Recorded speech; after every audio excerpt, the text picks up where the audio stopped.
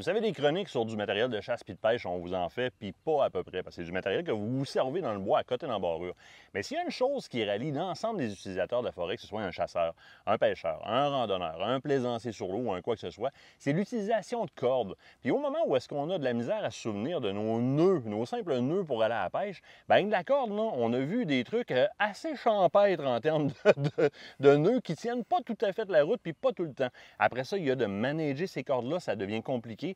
On a porté à notre attention une compagnie qui fait une corde totalement différente. Ça s'appelle Runlock. J'ai Philippe Bessette avec moi pour me parler de ce corde-là parce que Philippe, tu arrives avec un produit qui se distingue totalement. Première des choses, là, avant même de parler des nœuds et des propriétés de la corde, qu'est-ce que cette corde-là a comme avantage sur une corde que je peux acheter en rouleau à quincaillerie? Très facile. Premièrement, merci Martin de me recevoir, c'est très apprécié. Cette corde-là, dans le fond, c'est un produit qui vient de la Suède. OK? Donc, le produit existe depuis 1983 en Europe. Oui. Puis c'est répandu à travers 9 pays d'Europe. C'est tout. Donc là, on fait les calculs. 1983, 9 pays d'Europe. On peut s'entendre que c'est une compagnie qui sait comment faire de la corde, mais qui n'est peut-être pas super pour la promotion. Quand on a rencontré cette compagnie-là, le message était clair. Nous, on sait faire de la corde. Oui. OK, vous savez faire de la corde? Oui, c'est ça. Nous, on sait faire de la corde. OK, donc on comprend que le marketing, c'est pas leur fort. OK? Et maintenant, il faut en parler aux gens. C'est voilà. Donc, ce qui arrive, c'est que depuis 1983, la Runlock n'a jamais été introduite en Amérique du Nord. OK. Je suis le premier importateur uniturc, moi, et le premier importateur à travers l'Amérique du Nord. OK? Cette corde-là, ce qui est très différent par rapport à toutes les cordes qu'on peut retrouver sur la quincaillerie, peu importe en rouleau ou peu importe c'est où, c'est que ma corde, elle est lavable. Ça, c'est un gros avantage. Laissons voir l'utilisation, que ce soit marin, que ce soit en eau douce ou en eau salée. Évidemment, nos cordes vont prendre de l'eau, vont prendre de l'organique, vont finir par pourrir, vont finir par éclater. De l'utiliser, par exemple, avec le treuil pour ramener un orignal ou un chevreuil, c'est plein de sang. De pouvoir laver la corde, c'est un très, très gros avantage parce que la corde, elle va me suivre des années et des années par la suite. Oui. C'est le matériel qui fait que la corde est plus lavable? Oui, dans le fond, c'est un polymère mélangé avec du textile. OK. Et contrairement à notre... Souvent, la Runlock, elle va être comparée à la paracorde. Oui. Tu sais, la paracorde, ça te fait penser à quel mot? Parachute. Parachute. Parfait. Bon, bien, quand tu as sauté en parachute, tu es rendu dans l'eau. Oui. La corde là, de ton parachute, tu fais quoi avec? Elle est pognée là, il n'y a plus rien à faire. On décroche. On décroche, on passe à autre chose. On décroche. Bien, on a tous déjà fait des nœuds avec la paracorde. Oui. Hein? Un coup qu'il y a de l'eau dedans, là, c'est fini. C'est plus malléable. Il n'y a plus rien à faire. Exactement. La raison du pourquoi moi, ma corde, elle est lavable, c'est ça. C'est qu'à un moment où est-ce qu'elle va être mouillée, tu as juste à la brasser un peu, tu vas pouvoir la défendre. Elle est encore malléable, je peux encore faire des nœuds avec sans problème. Donc ça, c'est un des gros avantages.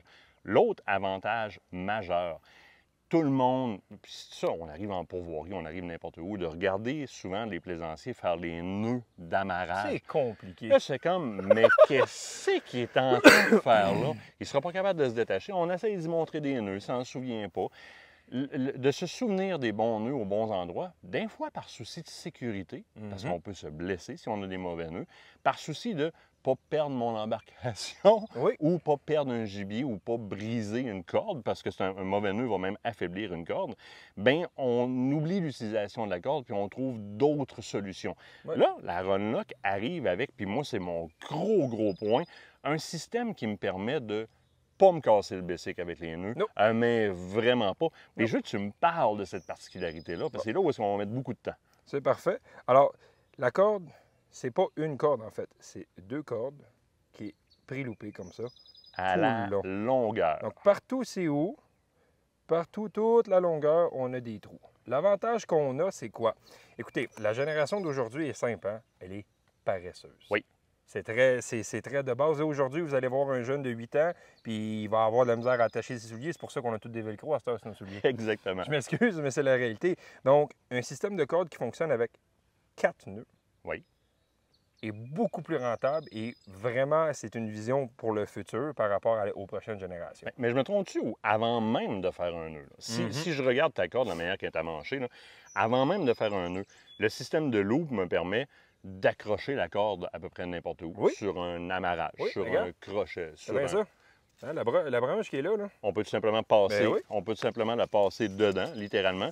Ou, à l'inverse, ce qu'on peut faire, c'est, je vais juste déposer le paquet qui est ici, c'est facile de dire qu'on va aller passer la corde dedans et venir la repasser par une loupe, littéralement, pour venir faire un nœud dedans. Exactement. Et à partir de là, je suis accroché. Alors, le simple passage de la corde dans une loupe me permet de faire somewhat un nœud. Donc, je serais en treuil ou en quoi que ce soit, mais j'ai déjà une attache, j'ai déjà une amarre qui est faite ici.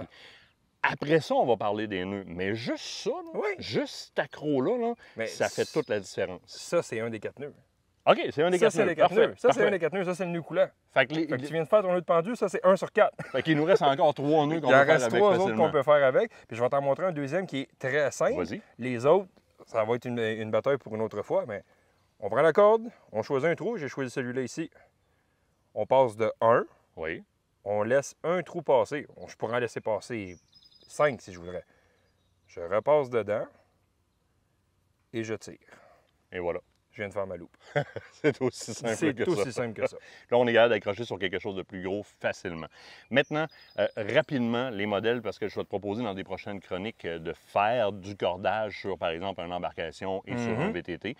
Les modèles, à la base, on part de quoi à quoi? J'avais un kit ici qui est très représentatif, qui est le kit Outdoor Set, qui comprend déjà 3 cordes de base qui vont couvrir l'ensemble de mes besoins. Que je vais y faire une corde à linge, attacher une tente, un treuil, un quoi que ce soit, tirer un animal, je peux très bien le faire avec ça.